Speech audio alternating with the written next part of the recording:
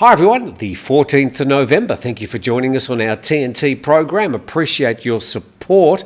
This Saturday on our live program, we've got Max from BCare talking all things insurance. Quite a few questions on our community section already that we'll address to Max. Speaking about general insurance and health insurance, sure there'll be plenty of questions and comments. That's this Saturday from 9 a.m. live on TNT.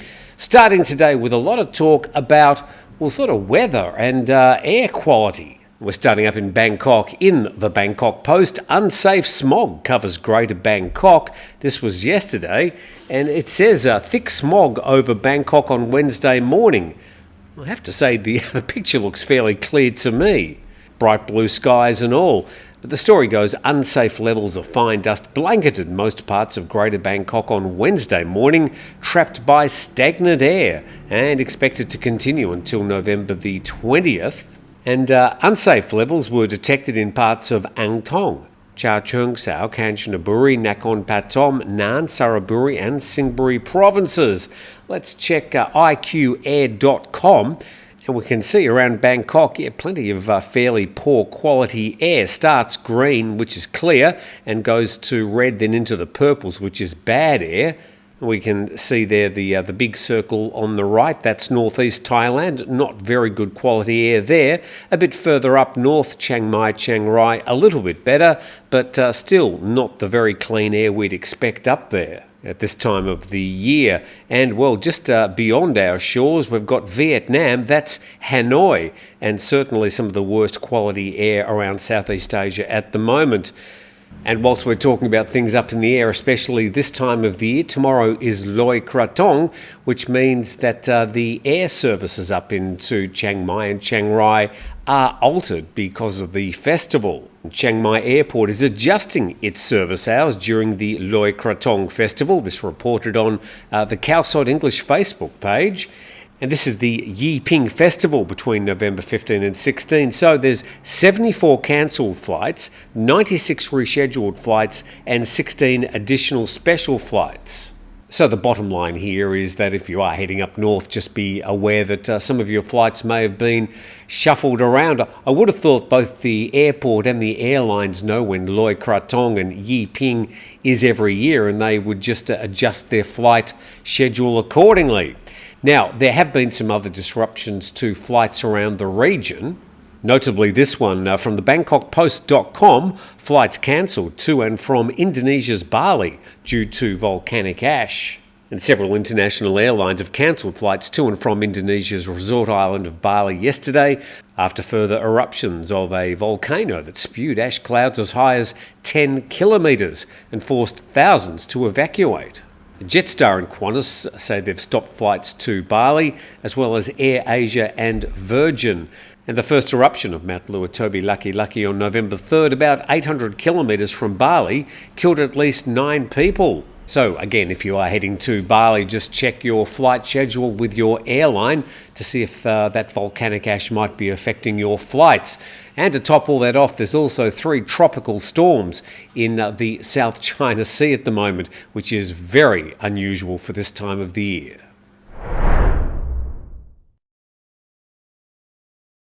Acknowledging the main sponsor, 5 Star Marine, ask them about the bioluminescence tour out on Phang Bay, better known to them as the Bio Tour, something that I really enjoyed a few Saturdays ago, and we've got a video coming out about that, some stage soon, as soon as I can get to it. So that's the Bio Tour with 5 Star Marine.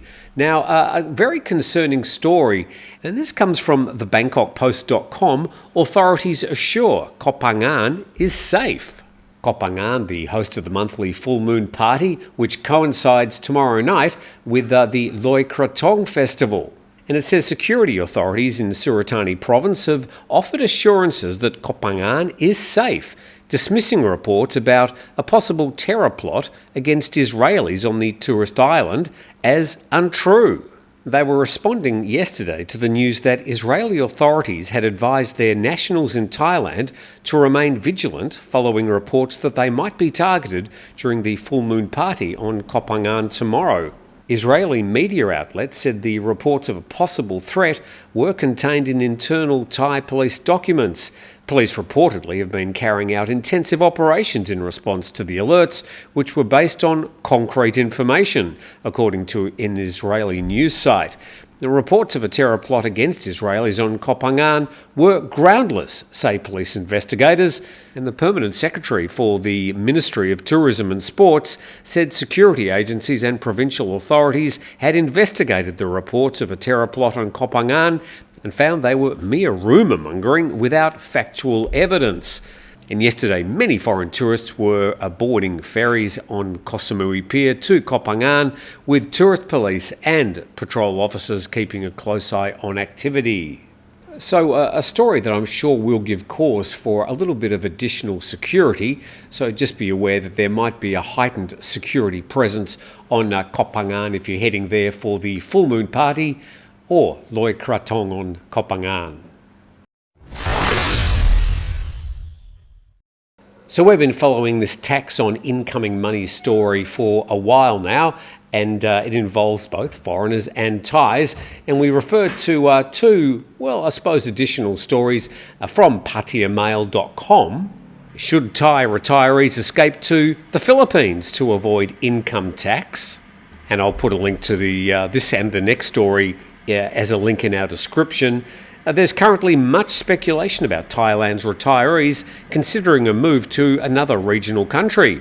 They're hunting to escape the looming, if still muddy, liability to pay Thai personal income tax on some foreign income transmitted to Thailand. And they need to be watchful, as Cambodian authorities, for example, can in fact tax foreign retirees on their worldwide income, but choose anyway for now to ignore cash not earned in Cambodia. We'll get to Cambodia in a moment, but more about the Philippines. Now, the Philippines is unusual in that it publicises the non-taxation of foreign income, such as pensions, inheritances and capital gains. So it's worth examining the retiree entry regulations of Thailand and the Philippines, because they're by no means the same or even similar. It says retirees to the Philippines need to apply for the Core Special Resident Retirees Visa, which is multiple entry but requires an annual re-registration of the ID card. It requires a personal and not third-party bond of $10,000 to $20,000 in the Filipino account, which may have to be left there for the duration, depending on whether investments are made. And in summary, the longer-term retirement visa bonuses in the Philippines are more bountiful than those in Thailand, but the Thailand O visa is certainly much cheaper to process and requires much less initial documentation. And the writer opines, perhaps Thailand's resident expats should appreciate it more. So as I said, a link in the description of today's video for that article, as well as this one, also from patiamail.com, that says Cambodia not currently taxing the overseas income of expat retirees. And those contemplating a move to Cambodia because of fear of the Thai Revenue Department are on safe ground as matters stand. Foreign retirees in Cambodia are not being taxed on their international transfers. Officials at the ABA and Maybank, two leading banks with foreign customers, said the subject was not currently being discussed. And the Cambodian government, in its tax-related publications, clearly avoids the specific issue of retirees. And given that companies submit tax returns in Cambodia, individuals do not normally prepare their own returns. Technically, Cambodia does not have personal income tax, but is concerned only with cash actually being earned.